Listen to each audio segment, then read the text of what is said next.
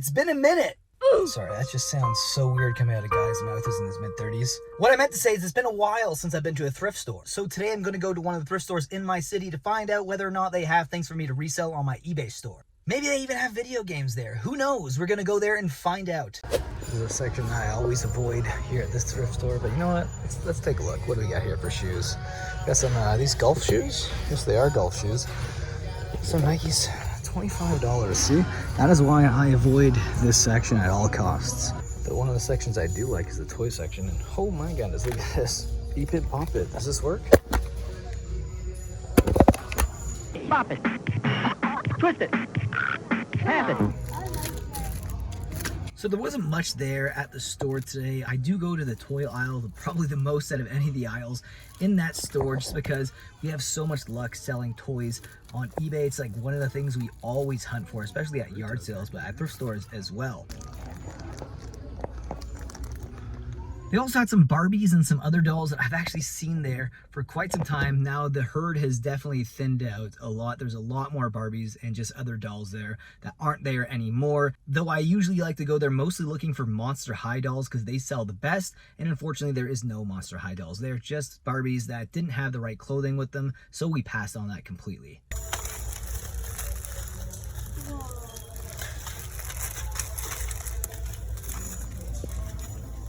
They did have Lego there, but the bags were priced at $9.99. And there was some minifigures in there, but the minifigures are either Lego City or Lego Friends. Two of the lines that sell the worst when it comes to minifigures. And usually minifigures is where you want to get most of that money. And unfortunately, with Lego City and Lego Friends, it's just not really there. So I passed on the Lego today. Ooh, look at this. My Little Ponies. Now today we did buy some My Little Pony toys. We always lot those up on eBay and some of them sell really well. They're actually one of the best selling items we have on eBay. So whenever I see them, I'm always very tempted to grab them. This was definitely the best lot that I saw. There was a few other My Little Pony bags, but for the price and what I saw in here, it just felt like it was a lot better. I don't even know yet. this is just a hunch. I'm gonna have to research these when I get home. But before we do that, I actually have to pack a few items up and get them ready to ship at the post office. We sold one of the My Little Pony vintage dolls. We got a yard sale over a year ago in Toronto. This beautiful playset sold for $105 and we picked it up for 50 cents. What an absolutely insane deal, and I can't wait to get this ready to ship out today. We sold a rugby jersey I purchased at a thrift store for $7 and we ended up selling it for $30. Not the greatest flip on our channel, but nonetheless still a fantastic find. And guys, be on the lookout for jerseys. It's one of the things that we actually get the most on the channel when it comes to clothing items because they sell very well. And it looks like we finally sold another Barbie. I'm telling you guys, Barbies are hot right now, especially because of the film that's out in theaters. Go watch it. I've heard it's really good. I'm actually going to go watch it with my wife next week, but still fantastic. We ended up selling this for $78. We had it listed for close to $100, but we ended up accepting an offer for $77 since we think it's a good deal, and we bought this at a yard sale for 25 cents, so really good flip. We sold a Pokemon toy here, this Umbreon that we got at a yard sale for $2, and we ended up selling it for $23. I sold Magic the Gathering booklet here. This is a 5th edition rule book, and we're gonna get this ready to ship out today. We sold this Lord of the Rings chess set we got at a yard sale in Calgary. We picked it up for $20 and we sold it for $32, and we're gonna get this ready to ship out today. We sold a Cabbage Patch doll that we actually got at the Goodwill bins, so paid by weight, probably ended up being less than 70 cents for this. Not bad. It's missing its hair and it's not in the greatest condition, but it's very vintage, and a lot of people are out there trying to collect their childhood and grab that nostalgia back, and Cabbage Patch Kids was a huge part of that. So we're gonna get this ready to ship out today. So I wanted to buy this more as an example to show you the type of stuff that I would buy on the channel to actually supplement my income that I'll be losing from obviously being laid off. Now these My Little Pony dolls here all sell for over $10 Canadian on eBay, and I purchased this bag for $3.99 and I actually had a discount for 20% off using some Value Village coupons.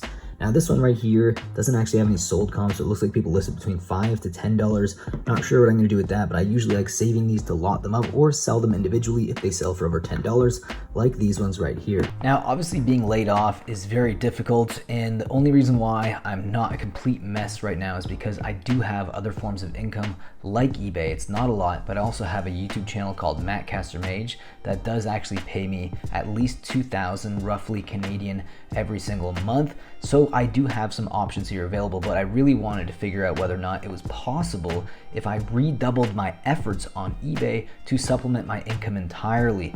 Now, I think at the very least, I could probably double my income on eBay just by putting in that extra 8 hours a day, which I might not even need to double my amount of money that I'm gonna be getting on eBay. So I'm gonna show you what I was basically able to do during the last 28 days while I was still working for my company and obviously working on YouTube. This is what I was able to sell on eBay. So last 30 days right here, my selling costs were $452. My total sales was $1,227.70. Now with the taxes to the government, that's $88.82. eBay fees, that's $153.72. And the shipping labels costed me $297.82, meaning my net sales were $687.34. That is not bad for someone who's only been doing this part-time for the past month. Now you have to consider the fact that there's obviously expenses when it comes to how much I actually purchased these items that I'm selling on eBay, but most of them I actually got at yard sales and the Goodwill bins, and those items were super cheap. I'm talking pennies on the dollar, so it's mostly profit. But for the sake of argument, let's knock off $200 and say that I was only able to get $487.34 for the entire month. Now if I double that, you're looking at close to $1,000 a month on eBay. That would be $12,000 a year for me if I just basically put in twice the amount of time and effort. But obviously you have to consider the fact that some months are gonna be better than others. So it's really an ever-flowing shift of good months and bad months. So these are all things to consider, and I wanna know what your thoughts are about this down below. Do you think it's possible? Do you think it's possible that I can make more money on YouTube, but also more money on eBay, so that me losing a job is a blessing in disguise and not a curse? Anyways, I hope you enjoyed today's video. If you did, leave a like down below, and also please subscribe if you're new to the channel. If you're another reseller, obviously I'm going through not the best time in my life, so I just wanted to make this video as a thought experiment and also to see if there was any support there in the community out there. Anyways, that's all I want to say today, so I'll see you in the next one. Take care.